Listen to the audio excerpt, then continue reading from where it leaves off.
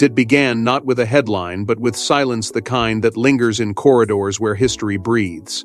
Deep inside Kensington Palace, Prince William was handed something no heir is ever prepared for: a small velvet box. His mother's, Princess Diana's jewelry collection had remained untouched for decades, until now. And what he found inside didn't just reopen grief, it threatened to rewrite everything he thought he knew. Before we go deeper into what this really means for the royal family, make sure to subscribe so you don't miss a single update. The request itself had already unsettled the quiet machinery of the palace. It was not routine, it was not ceremonial, it was personal. Those who had spent years navigating the unspoken rules of royal protocol immediately sensed this was something different. Reports suggest that when William formally asked for access to Diana's preserved belongings, there was hesitation, not from refusal, but from the weight of what it represented. Because, within the House of Windsor, objects are never just objects. They are symbols, they are leverage, they are memory frozen in time. And Diana's belongings, more than most, carried a gravity that no one dared to disturb lightly. The box itself had been catalogued, sealed, and stored with meticulous care, part of a broader archival system designed not only to preserve history, but to control it. Insiders whisper that only a select few even knew of its exact contents, and fewer still had ever seen it. It was never meant to resurface like this, not suddenly, not emotionally, and certainly not under circumstances that seemed to blur the line between duty and something far more personal. And yet, William insisted, not as the future king, but as a son searching for something he could not quite name. Palace staff, trained to remain composed under any circumstance, reportedly noticed a shift the moment the box was brought forward. Conversations became shorter, movements became quieter. There was a tension that could not be explained, only felt. Because this was not just about reopening a chapter, it was about confronting one that had never truly been closed. Diana's presence, long absent yet never forgotten, seemed to return in that moment, not as a memory, but as something unfinished. What made it even more unsettling were the early murmurs that began to circulate almost immediately. Subtle at first, careful, vague, but persistent. There were suggestions never confirmed, always hedged that something inside the box was never meant to be discovered. That beyond the carefully documented pieces, beyond the known jewels and heirlooms, there existed something else, something overlooked, or perhaps intentionally hidden. And if that were true, then the implications were no longer just emotional, they were historical. William, by all accounts, did not open the box right away. Reports suggest he held it for hours, alone, as though preparing himself for what it might contain. Because deep down, there was an understanding whatever was inside would not simply belong to the past. It would reach forward. It would demand to be acknowledged. And it would force a reckoning not just with memory, but with truth. But what lay inside that box wasn't just memory, it was a hidden truth. One that had been carefully buried within the sacred history of the House of Windsor. For years, Princess Diana's jewelry wasn't just preserved, it was protected, sealed away like a time capsule of a life interrupted. But certain pieces, insiders whisper, carried meanings far beyond their sparkle. What made Diana's collection so powerful was never simply its value, but its story, a story woven through love, loss, rebellion, and quiet defiance. Long before it was placed into careful archival custody, each piece had already lived a life of its own. Some were gifts, layered with expectation. Others were chosen by Diana herself, subtle acts of independence in a world that rarely allowed it. And within the rigid structure of royal inheritance, where every jewel is catalogued and every transfer documented, her collection stood apart. It did not just follow tradition, it challenged it. Reports suggest that after her passing, the handling of these pieces became a delicate operation, not just legally but emotionally. The monarchy, known for its precision and control, approached the collection with a kind of quiet reverence. Each item was recorded, categorized, and sealed under protocols designed to preserve not only their physical state but their historical significance.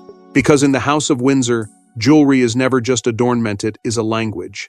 It speaks of rank, of allegiance, of continuity. And in Diana's case, it spoke of something far more complicated. There were the well-known pieces, of course the sapphire engagement ring that would later find its way to Catherine, Princess of Wales.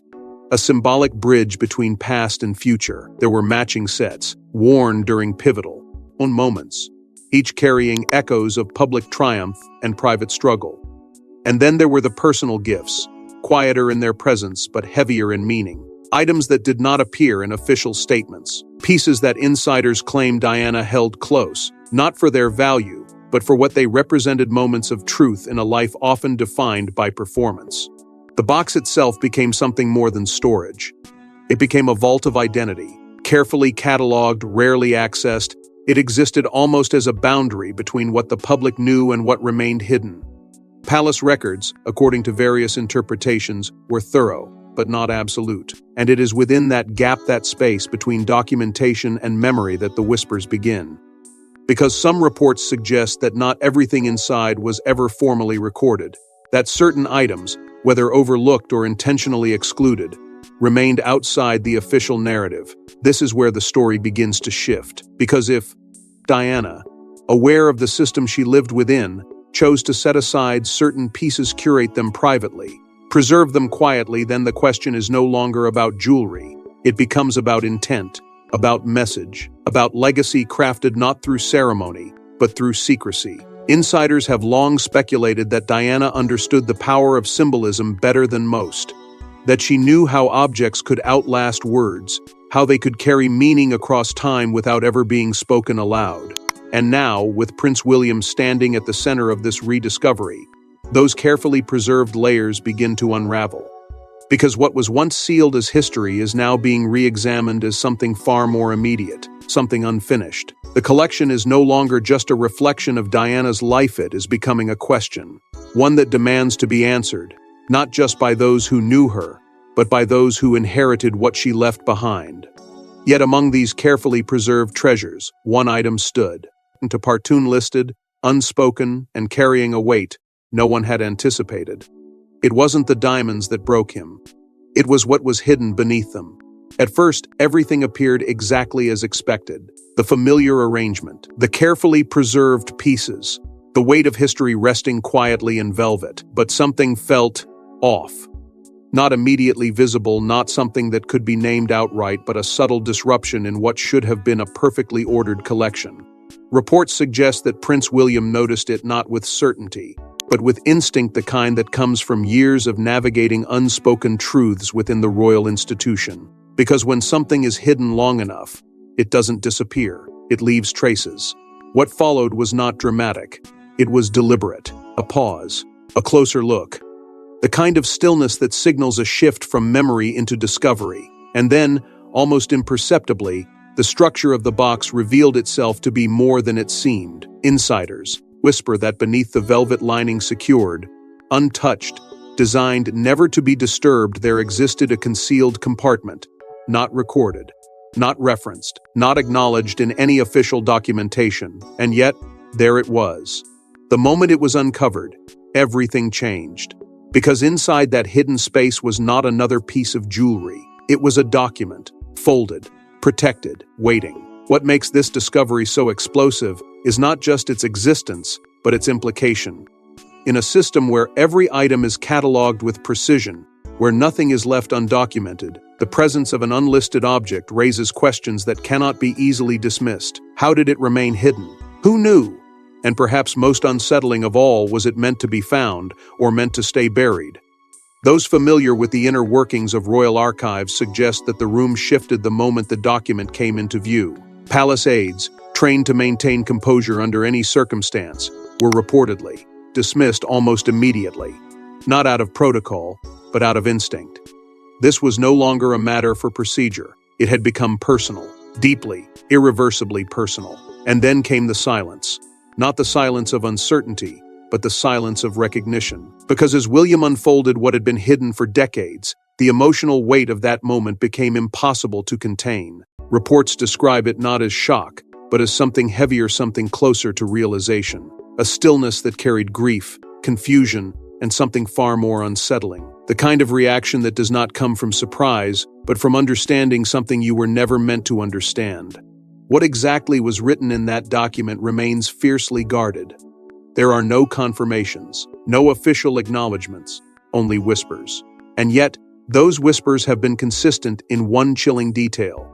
Insiders claim the handwriting bore a striking resemblance to that of Princess Diana herself, an unverified claim, heavily protected, but one that refuses to fade. If true, it changes everything, because this would not just be a forgotten note, it would be a message, one preserved with intention, one hidden beyond the reach of protocol, beyond the structure of royal record-keeping, and more importantly, one that may have been meant for a specific moment in time, a moment when the truth, whatever it may be, could no longer remain concealed. Early murmurs suggest that the contents were not sentimental, they were not reflective, they were pointed. Some interpretations hint at a warning. Others suggest something closer to revelation references that, if accurate, could challenge long-held narratives about Diana's life within the monarchy. But without confirmation, the details remain just out of reach, suspended between speculation and possibility. And yet, the emotional impact was undeniable. Because whatever was written, it did not simply remind William of the past.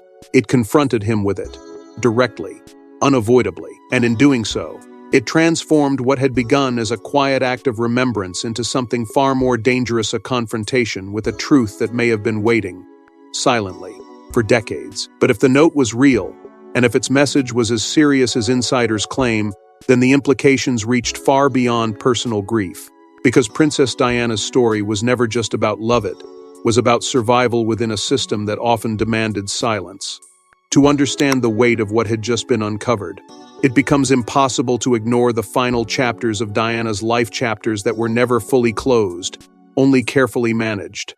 By the time her public image had reached its peak, her private reality had already begun to fracture. Reports suggest that her relationship with the institution had grown increasingly strained, not through one single event, but through a slow accumulation of distance, distrust, and quiet resistance. Because within the monarchy, harmony is expected but not always achieved. And when it begins to break, it rarely does so loudly. It fractures beneath the surface. Insiders have long whispered about those final years, not in definitive terms, but in fragments, moments of tension, conversations that ended abruptly, a growing sense that Diana was navigating a world that no longer moved in sync with her. While she remained one of the most beloved figures in the public eye, her position within the royal structure had become far more complicated. She was no longer simply part of the system, she was existing alongside it, observing it, and perhaps understanding it in ways few ever had. This is where the narrative begins to darken. Because if Diana had reached a point where trust within the institution had eroded, then the question is not whether she felt isolated, but what she chose to do with that isolation. Various interpretations suggest that she became more deliberate in how she preserved her thoughts, her experiences, and perhaps even her concerns. Not publicly, not recklessly, but privately, carefully, in ways that would not disrupt the immediate order but might one day reveal something deeper. And within that context, the existence of a hidden document no longer feels accidental. It begins to feel intentional. The monarchy has always operated within a framework of controlled narratives. What is seen, what is said, and what is remembered are rarely left to chance. History is curated, stories are shaped, and while this structure has preserved the institution for generations, it has also created an environment where certain truths, if they exist, are not easily accessible.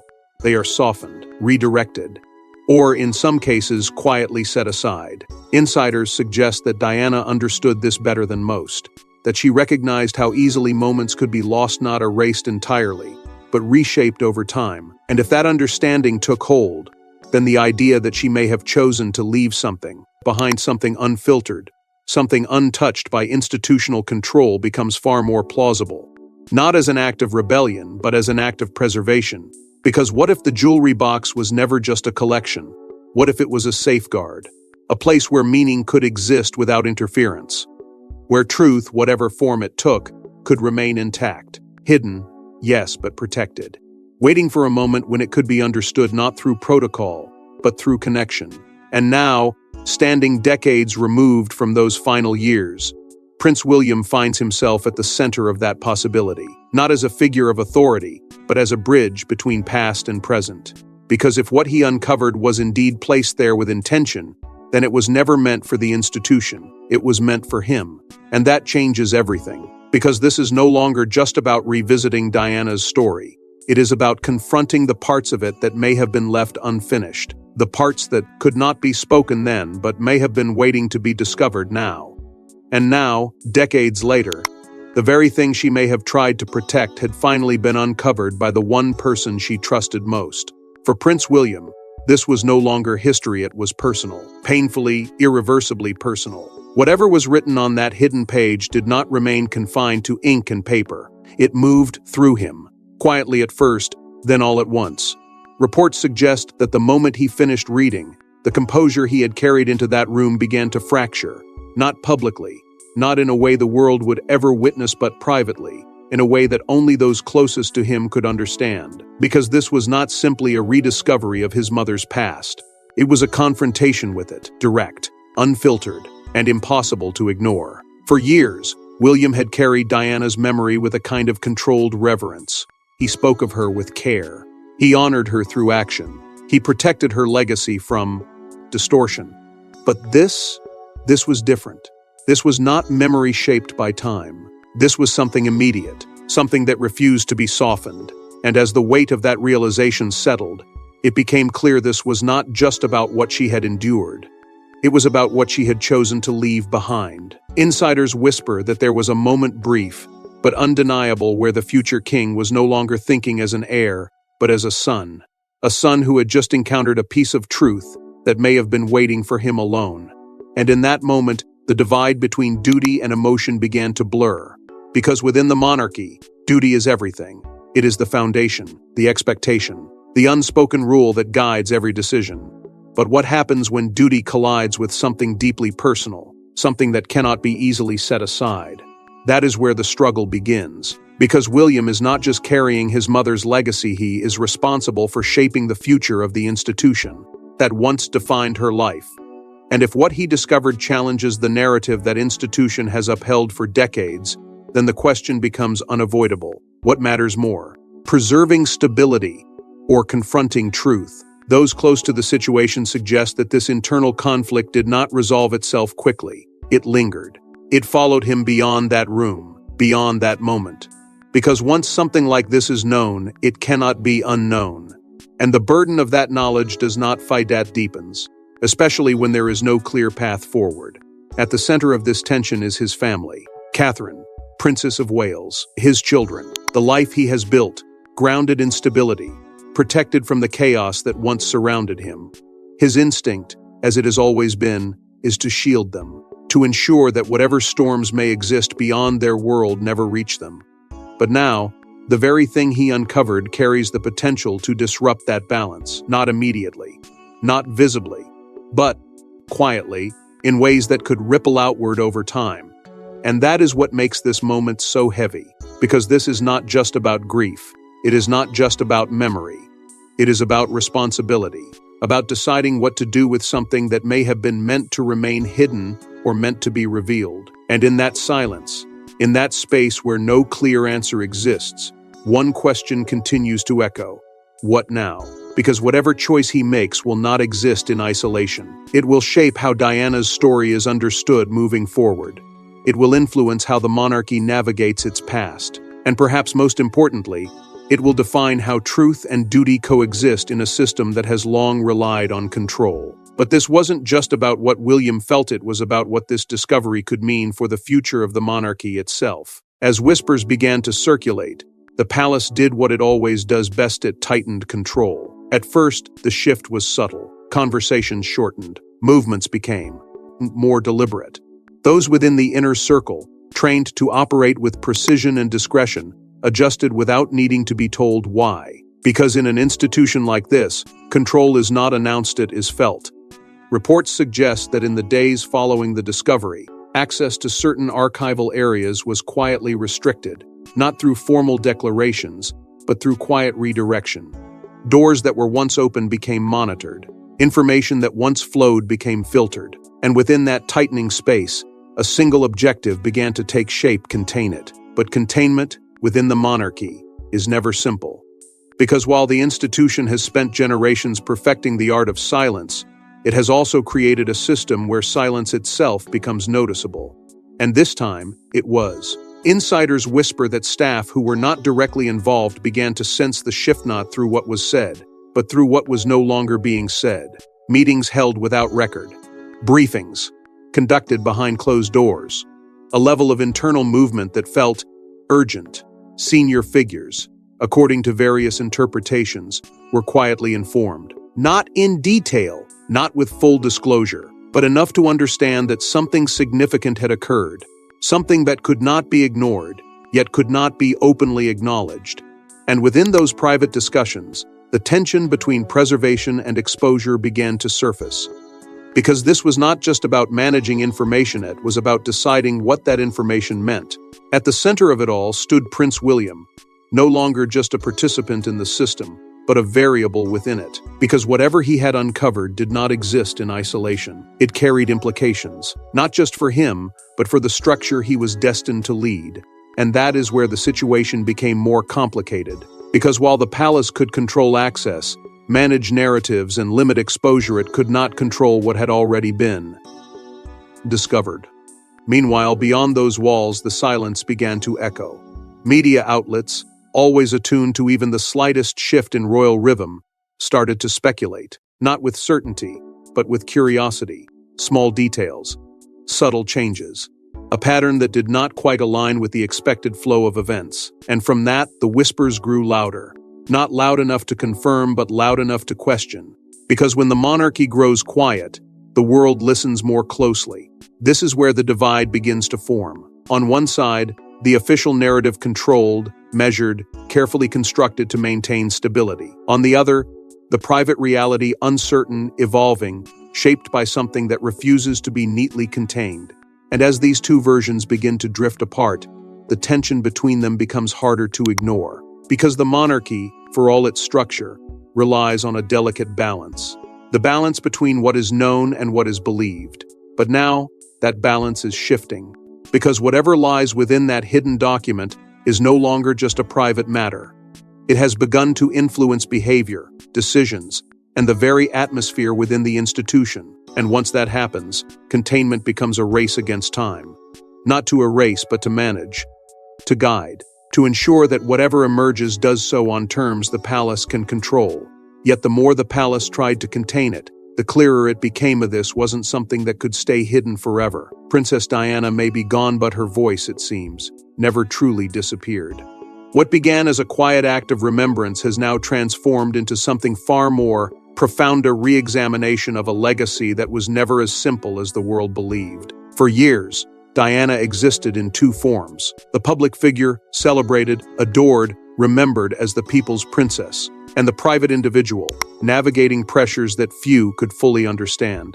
But now, with this unexpected discovery, those two versions begin to merge, not neatly, not comfortably, but powerfully.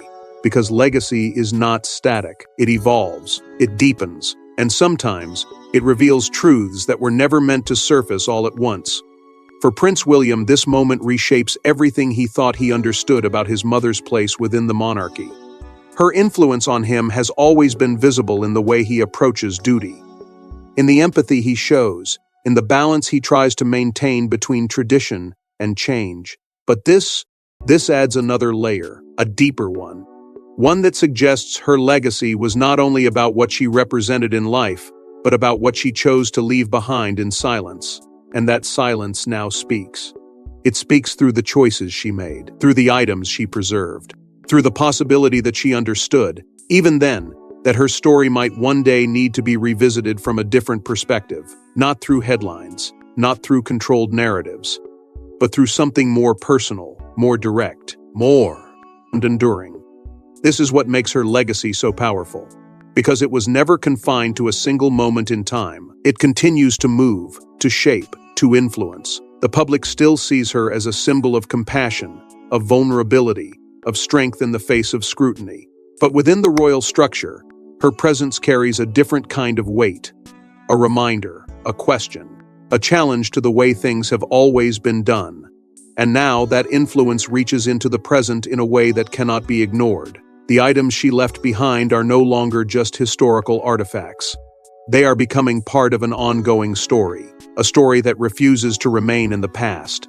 Because when something is preserved with intention, it carries purpose. And when that purpose begins to unfold, it does not do so quietly. It shifts perception. It forces reflection. It demands acknowledgement. For William, this means carrying more than memory. It means carrying the possibility that his mother's final message, whatever form it takes, was not just about her experience, but about the future she envisioned. A future where truth, however complex, is not buried, but understood. And that is where the emotional weight settles. Because this is no longer about what Diana meant to the world. It is about what she continues to mean now. In this moment, in this unfolding narrative, her story, once thought complete, is revealing new dimensions.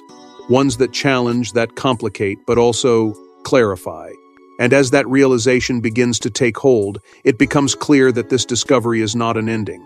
It is a continuation, a bridge between what was and what still remains to be understood. And as the weight of that legacy settles, one final question remains: what happens next? Some truths are meant to stay buried, others refuse to. What began as a quiet, deeply personal discovery has now evolved into something far greater, something that stretches beyond one man, beyond one memory, and into the very foundation of the royal institution itself. Because if what Prince William uncovered carries even a fraction of the weight that insiders suggest, then this is no longer just about the past. It is about the future, a future that now stands at a crossroads, shaped by a truth that may never have been meant to surface but has, nonetheless. The question is no longer whether the discovery matters. It is what will be done with it. Because within the monarchy, decisions are never isolated. They ripple.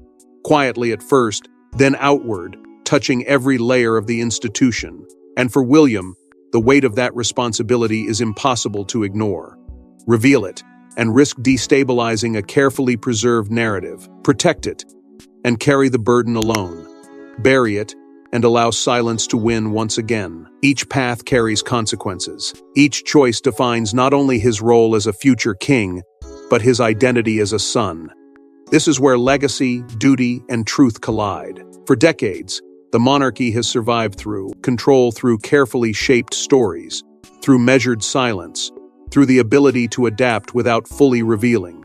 But this moment challenges that balance. Because truth, once uncovered, does not simply disappear, it lingers.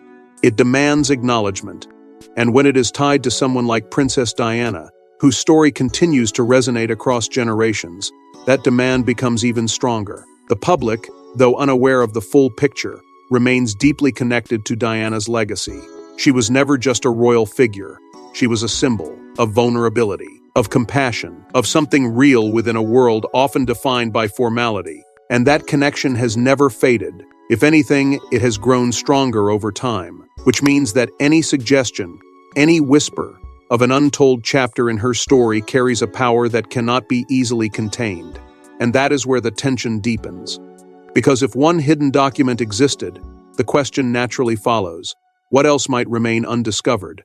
What other fragments of truth may have been set aside, waiting for the right moment, the right person, the right circumstance? It is a thought that lingers, not as certainty, but as possibility.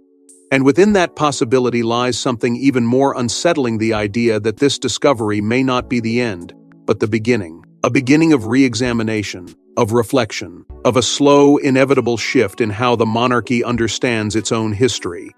For William, this is not a moment that can be reversed. It is a moment that must be carried forward, carefully, deliberately, because whatever choice he makes will shape more than just his own path. It will influence how truth is handled within an institution that has long relied on control to maintain its strength. And perhaps, in the end, that is what makes this so significant, because this was never just about what was found. It was about what it represents. A challenge to silence, a challenge to tradition, a quiet but undeniable reminder that even within the most controlled systems, truth has a way of finding its way to the surface. Because in the end, this was never just about a jewelry box, it was about a legacy, a truth, and a story that refuses to fade. Thanks for watching. Please don't forget to like and subscribe, and we will see you in the next one.